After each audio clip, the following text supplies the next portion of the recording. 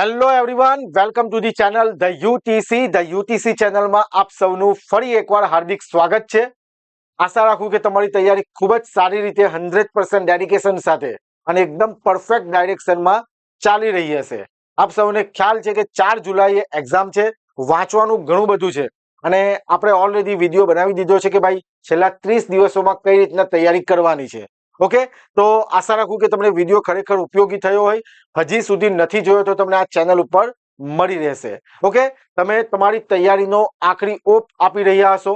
જે સબ્જેક્ટ તમારા વીક છે, વાંચવાના બાકી છે, તમે એને વાંચી રહ્યા હશો અને જે વંચાઈ ગયું છે ભૂલ્યા વગર ખાસ તમારે એને રિવિઝન પણ તમે કરી રહ્યા હશો એવી હું આશા રાખું છું. અને જે પણ વિદ્યાર્થીઓ નું વંચાઈ ગયું છે અને એવું ઈચ્છે છે કે મારી તૈયારીનું મારે એનાલિસિસ કરવું છે કે મારું પરફોર્મન્સ કેવું રહે છે, તો એના માટે જે આપણી એપ્લિકેશન ઉપર ધ યુટીસી એપ્લિકેશન ઉપર ટેસ્ટ સિરીઝ અવેલેબલ છે, તમે એનરોલ કરાવી શકો કે જેમાં તમને સબ્જેક્ટ વાઇઝ અને ફૂલ ટેસ્ટ સિરીઝ મળી રહેશે માત્ર 399 રૂપિયામાં. ઘણા બધા વિદ્યાર્થીઓએ પરચેસ કરી છે ટેસ્ટ સિરીઝ, તમને પણ મદદરૂપ થશે.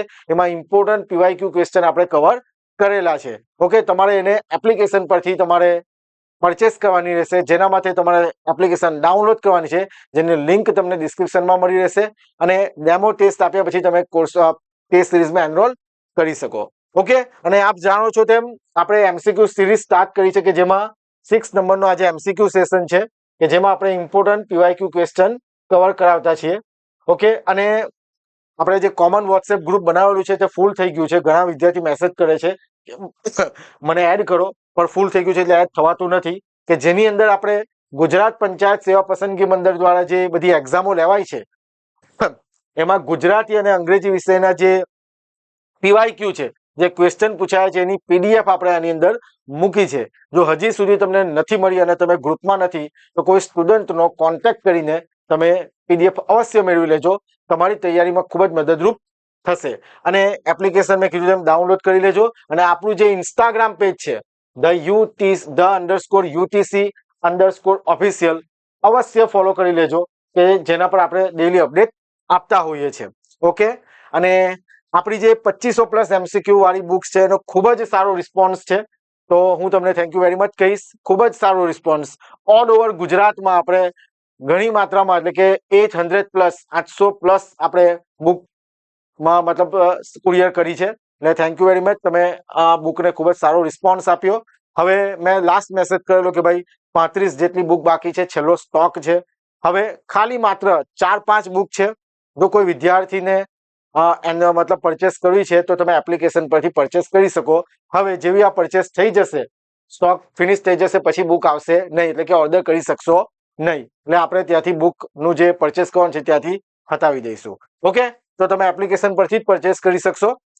અને હવે જે આપણે એમસીક્યુ છે, તો જે પીવાયક્યુ કવર કરેલા છે અને જે તમે તૈયારી કરી રહ્યા છો એઝ પર સિલેબસ, મેં તમને કીધું હતું કે ભાઈ સિલેબસ તમારી સામે લગાડી દેજો અને એમાંથી કોઈ ટોપિક બાકી ના રહી જાય તે ખાસ ધ્યાન રાખજો. બરાબર, જેટલા પણ સબ્જેક્ટ છે 13 સબ્જેક્ટ, ટેકનિકલ પોર્શનની વાત કરું છું, એ બધા જ તમારે કવર કરવાના છે. ઓકે, માર્કિંગ આપેલું છે, આપણને કોઈ આઈડિયા નથી કે આમાંથી આ સબ્જેક્ટમાંથી જ આટલું માર્કનું આવશે. જે GSSB શું કરતા હતા કે ભાઈ GSSB ના સિલેબસમાં દરેક સબ્જેક્ટના માર્ક્સ સ્પેસિફાઈડ હતા, પણ આમાં એવું નથી. કે માઇક્રો કંટ્રોલર છોડી દેવું છે તો એ તમારી મિસ્ટેક છે. બધા સબ્જેક્ટ તમારે વ્યવસ્થિત કરવાના છે. ઓકે, હજુ સમય છે, સમય જતો નથી રહ્યો, સમય છે. બરાબર છે, એટલે કોઈ પણ સબ્જેક્ટ સ્કીપ બિલકુલ કરશો નહીં. ઓકે, તો હવે આપણે એમસીક્યુ તરફ આવીએ. 250 વોલ્ટ પર રેટેડ 500 વોટ 200 વોટ ના બે બલ્બોના પ્રતિકાર એટલે કે રેઝિસ્ટન્સ નો અનુપાત એટલે કે રેશિયો કેટલો હશે? RRB JEE 2019 2:3, 2:5, 3:2, 5:2. ઓકે, તો આની અંદર આપણે જે બલ્બ છે તેના અવરોધ એટલે કે રેઝિસ્ટન્સ નો રેશિયો શોધવાનો છે. હવે આની અંદર તમને વોલ્ટેજ આપેલું છે અને પાવર આપેલું છે. બરાબર, તો પહેલા તો તમને વોલ્ટેજ અને પાવર વચ્ચે જે રિલેશન છે P = શું? V²/R. બરાબર છે, P = V²/R. રાઈટ. હવે આપણે રેશિયોનો અવરોધ જે રેઝિસ્ટન્સ છે તેનો રેશિયો શોધવો છે. તો આપણે કઈ રીતના જરા જોજો. બલ્બ 1 માટે આપણે P1 કહી દઈએ. બરાબર છે, હવે અહીંયા આપણે પાવર અને રેઝિસ્ટન્સ વચ્ચે આ રીતના કહી શકીએ, P is inversely proportional to R. બરાબર છે. હવે બલ્બ 1 માટે આપણે P1, પહેલો જે બલ્બ છે 500 વોટ વાળો તેના માટે 1 અને આના માટે 2. બરાબર છે. તો આપણે એવું લખી શકીએ P1 1/R1 અને P2 1/R2. બરાબર છે. હવે આનો આપણે રેશિયો એટલે કે અનુપાત લઈએ તો P1/P2. બરાબર છે. P1/P2 તો શું થશે 1/R1 1/R2 તો છેદનો છેદ ઉપર એટલે R2/R1. સમજાય છે વાતમાં? ચાલો જોજો. હવે P1/P2, P1 કેટલા 500 અને P2 કેટલા છે 200, તો is equal to R2/R1. 0 0 cancel એટલે 5/2 R2 છેદમાં R1 5/2. આપણે એક્ઝામમાં ઉતાવળમાં હોઈએ, યસ આન્સર આવી ગયો 5/2 એટલે આપણે આન્સર ટીક કરી દે ઓપ્શન ડી. બસ આ જ મિસ્ટેક છે ને એના માટે જ હું તમને કહું છું કે ટેસ્ટ સિરીઝ આપજો જ. ખાલી તૈયારી ચાલશે નહીં, પોતાની તૈયારીનું એનાલિસિસ કરવાનું છે, ટાઈમ મેનેજમેન્ટ કરવાનો છે, ભૂલ કઈ થાય છે તે આઈડેન્ટિફાઈ કરવાની છે અને તે ત્યારે જ શક્ય છે જ્યારે તમે ટેસ્ટ સિરીઝ આપશો. બરાબર છે. જ્યારે તમે ટેસ્ટ સિરીઝ આપશો ને ત્યારે તમને એક્ઝેક્ટ એવો માહોલ ક્રિએટ થશે કે ભાઈ હું એક્ઝામમાં બેઠો છું, કયા ક્વેશ્ચનમાં કેવી રીતના ભૂલ થાય છે, મારાથી કઈ સિલી મિસ્ટેક થાય છે, તમે આઈડેન્ટિફાઈ કરી શકશો. અને મેં ક્લિયર બધી વસ્તુ ડિસ્કસ કરેલી છે ટેસ્ટ સિરીઝ શા માટે આપવી જોઈએ એની અંદર. કેમ? જો આપણને આ બે બલ્બ વચ્ચેનો રેશિયો પૂછ્યો છે એટલે R1/R2 આ શોધવાનું છે. અહીંયા R2/R1 છે એટલે સિમ્પલ વસ્તુ છે, R1/R2 છે એકદમ કોમન. બરાબર છે એકદમ કોમન, પણ આ મિસ્ટેક થઈ જાય તો આપણો 1 માર્ક જાય. એટલે તૈયારી એક્ઝામ પાસ કરવા માટે આપણો 1 માર્ક પણ ઇમ્પોર્ટન્ટ છે. એટલે આન્સર આવશે ઓપ્શન બી 2/5. બરાબર છે. પસ્તાવો નહીં રહેવો જોઈએ ભાઈ. જે તૈયારી કરી છે, એક્ઝામને ટાર્ગેટ કરી છે કે ભાઈ મારે પરીક્ષા પાસ કરવી જ છે, તો પછી બધી જ વસ્તુ કરી લેવાની. તૈયારી કરી છે, એનાલિસિસ પણ કરી લો. નહીં માર્ક્સ આવે તો ચિંતા નહીં કરવાની. ટેસ્ટ સિરીઝમાં 30માંથી 10 આવ્યો કઈ નહીં. સમજાય છે વાતમાં? પણ એક્યુરેસી પણ મેન્ટેન કરજો. શું તમને કહું છું કે એક્યુરેસી, જેમ કે તમે 10 ક્વેશ્ચન અટેમ્પ્ટ કરો છો, 10 ક્વેશ્ચન છે એમાંથી 8 અટેમ્પ્ટ કરો છો, તેમાંથી 7 તો સાચા પડે, 6-7 સાચા પડે એવી ટ્રાય કરવાની. પછી 8 અટેમ્પ્ટ કરે ને 3 સાચા પડે તો બાકીના બધા નેગેટિવમાં ગયા. બરાબર છે. એ બધી વસ્તુ ક્યારે ઇમ્પ્રુવ થશે?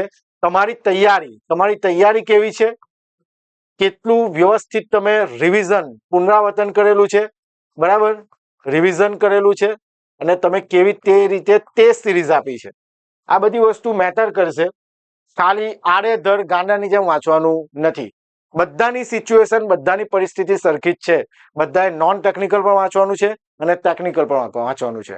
નોન ટેકનિકલ જેનું સ્ટ્રોંગ છે તેનું ટેકનિકલ વીક છે, અને જેનું ટેકનિકલ સ્ટ્રોંગ છે એનું નોન ટેકનિકલ વીક છે. અને સમય બધા પાસે સરખો જ છે, તો બધાને સરખું જ છે ભાઈ. સમજાય છે વાતમાં? એટલે કોઈએ ચિંતા કરવી નહીં. જેટલું વાંચેલું છે એને વધારે બુસ્ટ કરો. 13, 14, 15 જેટલા તમારાથી કલાક વંચાતા હોય, મેં તમને કીધેલું હતું કે જ્યાં સુધી તમને આંખ નહીં દુખે, થાકી ના જાઓ ત્યાં સુધી વાંચો. બરાબર છે. ત્યારે જ આપણો સિલેબસ કવર થશે. 4 જુલાઈએ છે એક્ઝામ, તો વાંચો એ રીતના. બરાબર છે. તો આઈ હોપ કે તમને આ ક્વેશ્ચન સમજ પડી ગઈ હશે. ચાલો નેક્સ્ટ ક્વેશ્ચન. 100 મીટર લાંબા તારનું અનુપ્રસ્થ કાટ ક્ષેત્રફળ 0.1 મિલીમીટર સ્ક્વેર છે અને તેની પ્રતિરોધકતા રેઝિસ્ટિવિટી 50×10⁻8 ઓમ ઇન્ટુ મીટર છે, તો તેનો પ્રતિકાર એટલે કે રેઝિસ્ટન્સ શોધો. RRB 2014. બરાબર છે. હવે બધાને રેઝિસ્ટિવિટી એટલે કે પ્રતિરોધકતા, અવરોધકતા નું ફોર્મ્યુલા ખ્યાલ હશે. R બરાબર ρl/a. આ એક ફોર્મ્યુલા ખ્યાલ હશે. એમાં રો જે ઓમ ઇન્ટુ મીટર એનો એકમ અહીંયા આપેલો છે તમને, ઓમ ઇન્ટુ મીટર. એટલે તમને પ્રતિરોધકતા આપેલી છે. બરાબર છે. ત્યાર પછી તમને 100 મીટર લાંબો તાર આપેલો છે, એટલે આ L આપેલો છે તમને. એરિયા પણ આપેલો છે, કેટલો? 0.1 મિલીમીટર સ્ક્વેર. બરાબર છે. તો આને આપણે અહીંયા બધી વસ્તુ મૂકીએ, જરા જોજો. તો R ઇઝ ઇક્વલ ટુ, આમાં આપણે R જ શોધવાનો છે ને, પ્રતિકાર એટલે રેઝિસ્ટન્સ, બરાબર અવરોધ. તો R શોધવાનો છે. રો કેટલો છે? રો રેઝિસ્ટિવિટી 50 ગુણ્યા 10 ની ઋણ 8 ઘાત. જો ઘણી વખત એવું હોય કે આપણે ન્યુમેરિકલની પ્રેક્ટિસ ના કરી હોય આવું, પણ આ બધું વસ્તુ આવડવું જોઈએ ભાઈ. એક્ઝામમાં ઘણી એક્ઝામમાં મેં જોયું છે કે ગુજરાતીમાં ક્વેશ્ચન છે તો એને પણ રેઝિસ્ટિવિટી લખી દે છે કેટલા વર્ડ, તો તમને ખ્યાલ હોવો જોઈએ રેઝિસ્ટિવિટી પર. મેં તો ગુજરાતીમાં તૈયારી કરી છે એટલે આપણે પરફેક્ટ પ્રતિરોધકતા અવરોધકતા જ લખીને આવવું જોઈએ એવું ના હોવું જોઈએ. તૈયારી એવી રીતના હોવી જોઈએ. આપણે માનીએ કે ગુજરાતીમાં જ પેપર છે, ગુજરાતી વર્ડ હોવા જોઈએ, રાઈટ, પણ આપણી તૈયારી એ રીતના જ હોવી જોઈએ. સમજાય છે વાતમાં કે રેઝિસ્ટિવિટી, પ્રતિરોધકતા, અવરોધકતા આ બધું તમને ખ્યાલ હોવો જોઈએ. ચાલો 50 ગુણ્યા 10 ની ઋણ 8 ઘાત, લંબાઈ 100 મીટર અને એરિયા 0.1 મિલીમીટર સ્ક્વેર છે. તો આપણે મીટરમાં તો 10 ની સ્ક્વેર તો 10 -6 સ્ક્વેર છે ને. ઓકે, ચાલો તો હવે અહીંયા ગાડી શું છે તે જરા જોજો. આર બરાબર શું થશે? 50 ગુણ્યા 10 ની ઋણ 8 ઘાત, રાઈટ, તો શું થશે 50. જોજો અહીંયા મેં શું કરું છે, અહીંયા ગાડી જે ઘાત છે ને કેન્સલ કરવાનો પ્રયત્ન કરું, રાઈટ, તો 5 ગુણ્યા 10 ની ઋણ 7 ઘાત લખાશે, રાઈટ, ગુણ્યા 100. સેમ વસ્તુ 0.1 ગુણ્યા 10 ની ઋણ 6 ઘાત છે, રાઈટ, તો આપણે આવું લખી શકીએ 1 ગુણ્યા 10 ની ઋણ 7 ઘાત. આ રીતના એમ સમજાય છે, ઈઝી બનાવવાનો પ્રયત્ન કરીએ. 10 ની ઋણ 7 ઘાત કેન્સલ, તો શું આવશે? આર બરાબર 5 ગુણ્યા 100 કેટલા? 500 ઓહ્મ. બરાબર છે. Option A 500, right, option A 500 ohm is your right answer. Simple છે ફોર્મ્યુલા, આપણને ખ્યાલ હોય, આ ફોર્મ્યુલા ખ્યાલ હોય તો તમને આન્સર ઇઝીલી આવડી જાય. ઓકે, ચલો 16 એમ્પિયર પ્રવાહ 8 ઓહ્મ અને 12 ઓહ્મ પ્રતિકાર એટલે કે રેઝિસ્ટન્સ ધરાવતી બે સમાંતર શાખાઓમાં વહેંચાય છે. દરેક શાખામાં પ્રવાહ કેટલો હશે? આરઆરબી જે 2009. સમાંતર છે તો આપણે અહીંયા ગાડી આ રીતના એક રેઝિસ્ટર આ રીતના અને બીજો રેઝિસ્ટર આ રીતના પેરેલલ. ઓકે, આખું સર્કિટ એવું ડ્રો નથી કરતા. આ કેટલો એમ્પિયર આવે છે? 16 એમ્પિયર. બરાબર, પહેલો રેઝિસ્ટર છે 8 ઓહ્મ અને બીજો છે 12 ઓહ્મ, 12 ઓહ્મ. બે સમાંતર શાખા છે, બ્રાન્ચ. હવે દરેક શાખામાં પ્રવાહ કેટલો થાય? કુલ 16 એમ્પિયર આવે છે અને તમારા બંને બ્રાન્ચમાંથી, એટલે કે એવું સમજો કે અહીંયા આપણે આને આપીએ નામ I1 અને આને નામ આપીએ આપણે I2. આપણે શોધવાનું છે. તો કઈ રીતના શોધાય? તો કરંટ ડિવિઝન રૂલ, બરાબર, કરંટ ડિવિઝન રૂલ થી શોધાશે. કઈ રીતના તે જરા જોજો. આપણે I1 શોધવો છે, I1 એટલે આ બ્રાન્ચમાંથી ફ્લો થતો કરંટ શોધવો છે, તો એની બીજો રેઝિસ્ટર 12, ટોટલ રેઝિસ્ટર 12 પ્લસ 8, કુલ વિદ્યુત પ્રવાહ કેટલો? 16 એમ્પિયર. સમજાય છે વાતમાં શું કહ્યું છે? I1 શોધવો છે, આ બ્રાન્ચમાંથી વિદ્યુત પ્રવાહ શોધવો છે, તો એની સામેનો રેઝિસ્ટર છેદમાં કુલ રેઝિસ્ટર એટલે કે કુલ અવરોધ, તો 12 + 8 ગુણ્યા કુલ એમ્પિયર કેટલા? 16. ખ્યાલ આવે વાતમાં? તો અહીંયા સોલ્યુશન આપીએ આપણે, તો I1 16, બરાબર છે, તો શું થશે? I1 બરાબર 12/20 ગુણ્યા 16. ચાલો 10 દુ 20, 10 દુ 20 અને 8 દુ 16, બરાબર ને? આ રીતના 10 દુ 20 ને 8 દુ 16, 12 × 96, 96/10, 9.6 એમ્પિયર. બરાબર છે. I1 કેટલો છે? 9.6 એમ્પિયર છે ભાઈ. 12 × 96 થાય તો 9.6 એમ્પિયર. એટલે આ બ્રાન્ચમાંથી ફ્લો થતો કરંટ કેટલો? I1 બરાબર કેટલો? 9.6 એમ્પિયર. 16 એમ્પિયર માંથી આ બ્રાન્ચમાં 9.6 એમ્પિયર કરંટ ફ્લો થશે. આપણે કરંટ ડિવિઝન રૂલ યુઝ કર્યું. તમારે મને કમેન્ટ આપવાની છે, કમેન્ટમાં આન્સર લખવાનો છે I2 કેટલો, અને I2 ગણતરી કરીને તમારે કમેન્ટમાં ઓપ્શન તમે જે રીતના લખો તે રીતના, બરાબર, કે ભાઈ આ 9.6 એમ્પિયર છે તો બીજી બ્રાન્ચમાં કેટલો હશે, બરાબર, કમેન્ટમાં ગણતરી કરીને કરો કે તમારે જે રીતના કરવું હોય તો કરો, રાઈટ. કમેન્ટ કરવાની છે, રાઈટ. વિડીયોને પણ લાઈક કરતા રહેજો ભાઈ. ઓકે, આન્સર આપજો બિલકુલ, એટલે મને પણ ખ્યાલ આવે કે ભાઈ વિદ્યાર્થીઓ વાંચી રહ્યા છે અને ખરેખર આ એક્ઝામને લઈને સિરિયસ છે. આગળ વધીએ. ઓકે, વિદ્યુત બેચમાં પણ ખૂબ જ સારો રિસ્પોન્સ છે. કન્ટેન્ટ એક્સપ્લેનેશન ટેસ્ટ સિરીઝ બધું ગુજરાતી ભાષામાં છે. ઘણા વિદ્યાર્થીઓ જોડાયા છે, ખૂબ જ સારો રિસ્પોન્સ છે. ઓલમોસ્ટ આપણે સબ્જેક્ટ બધા કવર કરી દીધા છે. હવે એકાદ બે સબ્જેક્ટ બાકી છે જે આપણે 20 તારીખ સુધીમાં, બરાબર, 20 તારીખ સુધીમાં કમ્પ્લીટ કરી દઈશું. ઓકે, તો જો તમે પણ આ કોર્સમાં એનરોલ થવા માંગતા હોય વિદ્યુત બેચમાં, તો એનરોલ કરાવી શકો છો. ટેકનિકલ પોર્શન કવર થશે આખો. 4,999 રૂપિયાની પ્રાઇસ છે.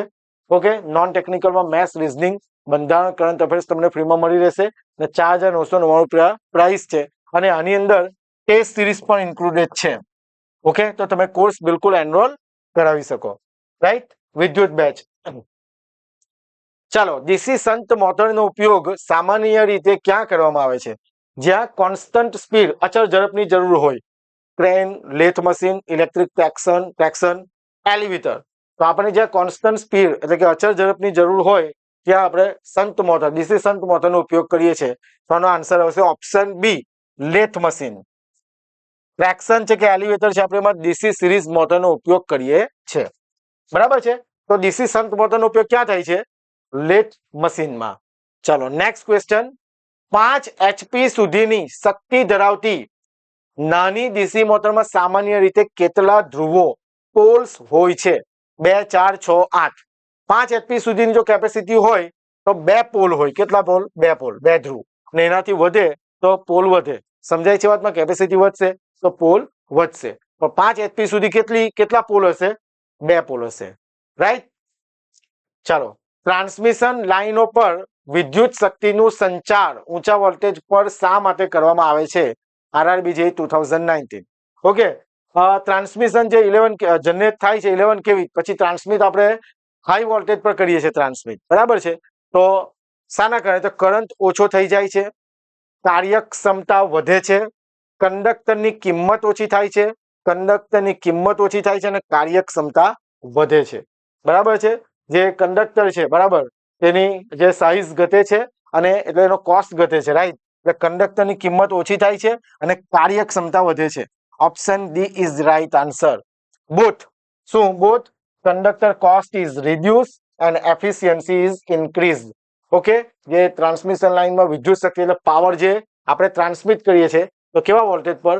હાઈ વોલ્ટેજ પર ટ્રાન્સમિટ કરીએ છીએ. આનો આન્સર આવશે option D is your right answer. Okay, તમે વાંચેલું હશે ને આશા રાખું કે તમને આ બધા ક્વેશ્ચનના આન્સર આવડતા હોય. રાઈટ. કોન્સેપ્ટ જ છે બધા. આ સિમ્પલ વસ્તુ, આ સિમ્પલ ક્વેશ્ચન છે, પૂછાયેલો ક્વેશ્ચન છે. અને આશા રાખું કે તમારી તૈયારી સારી હોય અને તમે આ આન્સર ઇઝીલી આપી શકતા હોય. બરાબર છે. વિડીયોને લાઈક જરૂર કરી દેજો. ચાલો, ફ્યુઝને ખાલી જગ્યા કંડક્ટર સાથે ખાલી જગ્યામાં જોડવામાં આવે છે. બરાબર, સિમ્પલ ક્વેશ્ચન. RRB 2014માં પૂછાયેલો ક્વેશ્ચન છે. 4 ઓપ્શન છે: series neutral, series live, parallel neutral, parallel live. આનો આન્સર પણ બધાને આવડતો હશે. બરાબર છે. આનો આન્સર પણ તમારે મને કમેન્ટ કરવાનો છે. બહુ ઇઝી ક્વેશ્ચન છે, બધાને આન્સર આવડવો જોઈએ કારણ કે એકદમ ઇઝી ક્વેશ્ચન છે. ઘણી બધી એક્ઝામમાં પૂછાયેલું છે. એવું નથી કે આમાં જીપીએસસી જેવા એક્ઝામમાં પણ આ ક્વેશ્ચન પૂછાયેલો છે. તો આન્સર આપજો, બિલકુલ કમેન્ટ કરી દેજો. ચાલો, ડાયનેમોમીટર વોટમીટરમાં સ્થિર કુંડળી, કુંડળી એટલે અહીંયા કોઇલ છે એવું સમજો, ગુજરાતીમાં કન્વર્ટ કર્યું એટલે કોઇલ કઈ હોય છે? RRB JEE 2019. સ્થિર કુંડળી એટલે કે ફિક્સ્ડ કોઇલ. આ કેવી કોઇલ? Fixed coil. કેટલીક વખત આપણને ઇંગ્લિશ વર્ડ વધારે ઈઝી લાગે. Fix coil. બરાબર. ધારા કુંડળી એટલે કે current coil, power coil, pressure coil કે ડાયનેમિક કોઇલ. બરાબર છે. Dynamometer type wattmeter. તો જો, dynamometer type wattmeter is an electrodynamometer instrument used to measure power. Power measure કરવા માટે યુઝ થાય in DC and AC circuit. DC અને AC circuit બંનેમાં પાવર મેઝર કરવા માટે ડાયનેમોમીટર type wattmeter નો યુઝ થાય છે. હવે એની અંદર કરંટ, અહીંયા મેં બતાવેલું છે તમને, કનેક્શન ડાયાગ્રામ પર છે. બરાબર. Current coil, pressure coil. જેમાં કરંટ કોઇલ છે તે કેવી છે? ફિક્સ કોઇલ છે. અને પ્રેશર કોઇલ કેવી હશે? Moving coil. એટલે જે ધારા કુંડળી જે કહે છે, બરાબર, કરંટ કોઇલ તો કેવી છે? ફિક્સ કોઇલ છે. બરાબર. બીજું વસ્તુ આપણે ડિસ્કસ કરતા નથી. Right. Deflecting torque power represent કરશે. તો ડાયનેમોમીટર ટાઈપ વોટમીટરમાં જે ફિક્સ કોઇલ છે, સ્થિર કુંડળી કઈ હોય છે? ધારા કુંડળી. એટલે કે current coil. Option A is your right answer. Current coil is fixed coil. અને મૂવિંગ કોઇલ કઈ તો પ્રેશર કોઇલ. બરાબર છે. ચાલો નેક્સ્ટ ક્વેશ્ચન. ખૂબ વધુ વેરી હાઈ પ્રતિકાર એટલે કે રેઝિસ્ટન્સ માપવા માટે કયા સાધનનો ઉપયોગ કરવામાં આવે છે? બરાબર. ખૂબ વધુ એટલે હવે સમજો પહેલા તો રેઝિસ્ટન્સ ના ટાઈપ જોઈ લો. હું તમને કહું લો વેલ્યુ રેઝિસ્ટન્સ, લો રેઝિસ્ટન્સ એ આખું નથી લખતો મેં. લો રેઝિસ્ટન્સ, પછી મીડિયમ રેઝિસ્ટન્સ અને હાઈ રેઝિસ્ટન્સ. બરાબર છે. જેની અંદર આ લો વેલ્યુ રેઝિસ્ટન્સ એટલે એવો રેઝિસ્ટન્સ કે જેની વેલ્યુ કેવી હોય? લેસ ધેન 1 ઓમ. 1 ઓમ કરતા ઓછી કિંમત હોય તેવા વેલ્યુ જે રેઝિસ્ટર છે, અવરોધ છે, એને ઓછી કિંમતનો અવરોધ એટલે કે લો વેલ્યુ રેઝિસ્ટન્સ કહેવાશે. મીડિયમ કોને કહેવાય?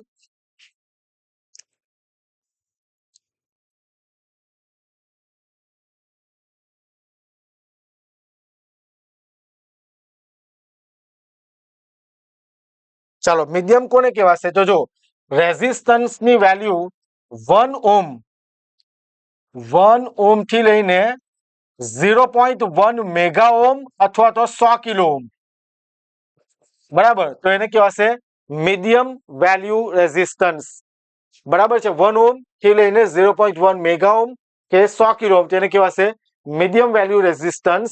અને જો રેઝિસ્ટન્સ ની વેલ્યુ 0.1 મેગા ઓમ અથવા 100 કિલો ઓમ બરાબર કરતા વધારે હોય તો એને કહેવાશે હાઈ વેલ્યુ રેઝિસ્ટન્સ એટલે કે હાઈ પ્રતિકાર. આપણે અહીંયા શું લખેલું છે? પ્રતિકાર, રેઝિસ્ટન્સ, વધુ પ્રતિકારમાં હાઈ રેઝિસ્ટન્સ. બરાબર છે. લો વેલ્યુ રેઝિસ્ટન્સ. હવે જે લો વેલ્યુ રેઝિસ્ટન્સ છે તો ઉદાહરણ તરીકે લખવું હોય તો આર્મેચર વાઇન્ડિંગ, આર્મેચર વાઇન્ડિંગ નો અવરોધ. બરાબર. જે લો વેલ્યુ રેઝિસ્ટર છે. બીજું અર્થ અવરોધ, અર્થ રેઝિસ્ટન્સ એ લો વેલ્યુ રેઝિસ્ટન્સ છે. અહીંયા આગળ શન્ટ વાઇન્ડિંગ નો રેઝિસ્ટન્સ, શન્ટ વાઇન્ડિંગ અવરોધ અથવા તો કોઈ ડિવાઇસના વાઇન્ડિંગ નો અવરોધ. બરાબર છે. એ અવરોધ મીડિયમ વેલ્યુ રેઝિસ્ટન્સ છે. અને હાઈ વેલ્યુ એ કોનું? તો કેબલનો ઇન્સ્યુલેશન. બરાબર. કેબલના ઇન્સ્યુલેશન નો અવરોધ કેવો હોય છે? ખૂબ જ વધારે હોય છે. કેબલનું ઇન્સ્યુલેશન હોય ઇટ હેઝ હાઈ રેઝિસ્ટન્સ. બરાબર છે. ટાઈપ છે અને ઉદાહરણ લખાવું છું. અને બીજી વસ્તુ જરા લખી દઈએ કે આમાં જે લો રેઝિસ્ટન્સ છે એને 4 ટર્મિનલ, 4 ટર્મિનલ અવરોધ પણ કહેવાય. 4 ટર્મિનલ અવરોધ પણ કહેવાય. એટલે આપણે નોટ ડાઉન કરી લેજો. 4 ટર્મિનલ અવરોધ. It is called 4 terminal resistance. બરાબર. 1 2 અને 2 લીડ રેઝિસ્ટન્સ, 3 4 લીડ ટર્મિનલ. બરાબર. એટલે 4 ટર્મિનલ. ઓકે. 4 ટર્મિનલ અવરોધ પણ કહેવાય. કોને? તો લો વેલ્યુ રેઝિસ્ટર ને. કારણ કે રેઝિસ્ટર એકદમ ઓછો હોય એટલે આપણે લીડ મેઝર કરી 4 ટર્મિનલ કહી શકીએ. ત્યાર પછી આ મીડિયમ વેલ્યુ ને 2 ટર્મિનલ રેઝિસ્ટર પણ કહેવાય. 2 ટર્મિનલ અવરોધ કહેવાશે. 2 ટર્મિનલ અવરોધ. બરાબર છે. આ રીતના 2 ટર્મિનલ 1 2. અને જે હાઈ વેલ્યુ રેઝિસ્ટર છે તેને આપણે 3 ટર્મિનલ અવરોધ પણ કહેવાય. એટલે પરીક્ષામાં પૂછાય કે નીચેનામાંથી 3 ટર્મિનલ અવરોધ કોને કહેવાય? તો હાઈ વેલ્યુ રેઝિસ્ટર.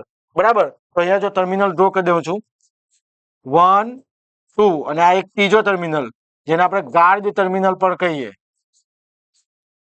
સમજાય છે વાતમાં? એટલે તમને ખ્યાલ હોવો જોઈએ. પછી તમને કહું કે ભાઈ લો વેલ્યુ રેઝિસ્ટર માપવું હોય તો બ્રિજની વાત કરીએ. Kelvin double bridge is most accurate. બરાબર. Bridge to measure low value resistor. આ પૂછાયેલો ક્વેશ્ચન છે કે ઓછી કિંમતનો રેઝિસ્ટર માપવા માટે અહીંયા આપેલું છે કેલ્વિન ડબલ બ્રિજ. બરાબર છે. ત્યાર પછી વિટસ્ટોન બ્રિજ મધ્યમ વેલ્યુ માટે. અહીંયા લખી દઈએ વિટસ્ટોન બ્રિજ. બરાબર. વિટસ્ટોન બ્રિજ મધ્યમ વેલ્યુ માટે અને કેલ્વિન ડબલ બ્રિજ લો વેલ્યુ રેઝિસ્ટર માપવા માટે યુઝ થાય છે. તો હાઈ વેલ્યુ રેઝિસ્ટર માપવા માટે કયું યુઝ થશે? મેગર. શું યુઝ થાય? મેગર. ઓકે, એટલે આનો સાચો આન્સર ખૂબ વધુ વેરી હાઈ પ્રતિકાર રેઝિસ્ટન્સ માપવા માટે કયા સાધનનો ઉપયોગ કરવામાં આવે છે આરઆરબી જેઈ 2019? તો આનો આન્સર આવશે megger. Option B is your right answer. બરાબર છે. તો અહીંયા આગળ કઈ પૂછાય આમાંથી તો તમે આન્સર આપી શકશો. આગળ વધીએ. નીચે આપેલા વિવિધ પ્રકારના લેમ્પોને તેમની સાપેક્ષ પ્રકાશ કાર્યક્ષમતા રિલેટિવ લ્યુમિનિયસ એફિશિયન્સી સાથે મેળવો. પૂછાયેલો ક્વેશ્ચન છે આ. સોડિયમ વેપર લેમ્પ છે, ફ્લોરેસન્ટ લેમ્પ છે, ટંગસ્ટન ફિલામેન્ટ લેમ્પ છે, કાર્બન ફિલામેન્ટ લેમ્પ છે ને એની કાર્યક્ષમતા તમને આપેલી છે. 4 ઓપ્શન આપેલા છે. તો સમજો પહેલા અહીંયા sodium vapour lamp, sodium vapour lamp કે જેને આપણે સ્પોટ ગ્રાઉન્ડમાં પણ યુઝ કરીએ. તો સિમ્પલ વસ્તુ છે, આટલું મોટું ગ્રાઉન્ડ છે તો એની લ્યુમિનિયસ એફિશિયન્સી કેવી હશે? ખૂબ જ વધારે. એટલે પહેલું સોડિયમ, આ પૂછાયેલો જીપીએસસી નો ક્વેશ્ચન છે કે સ્પોર્ટ્સ ગ્રાઉન્ડમાં કયા લેમ્પનો યુઝ કરવામાં આવે. 4 ઓપ્શન આપેલા, એમાંથી સાચો આન્સર આવશે સોડિયમ વેપર લેમ્પ. બરાબર છે.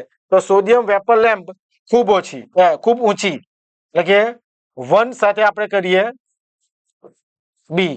બરાબર છે. ફ્લોરોસન્ટ લેમ્પ એનાથી ઓછી પણ ઊંચી એમ કહેવાય. એટલે આ ઓપ્શન ડી ફ્લોરોસન્ટ લેમ્પ. બી સાથે શું આવે? Option D. હવે જોવાનું 1B 2D છે કોઈ? 1B 2D. Okay, right. તો અહીંયા આ રીતના પણ તમે ફિલ્ટર કરી શકો અને પછી બધું વાંચવા કરતા જો તમને એવું 2 આઈડેન્ટિફાઈ થઈ જાય કે એક સાથે બી આવશે અને 2 સાથે ડી આવશે તો અહીંયા option she is your right answer. Option C તમારો કેવો છે? રાઈટ આન્સર છે. ટંગસ્ટન ફિલામેન્ટ જે લેમ્પ છે તો 3A મધ્યમ. બરાબર છે.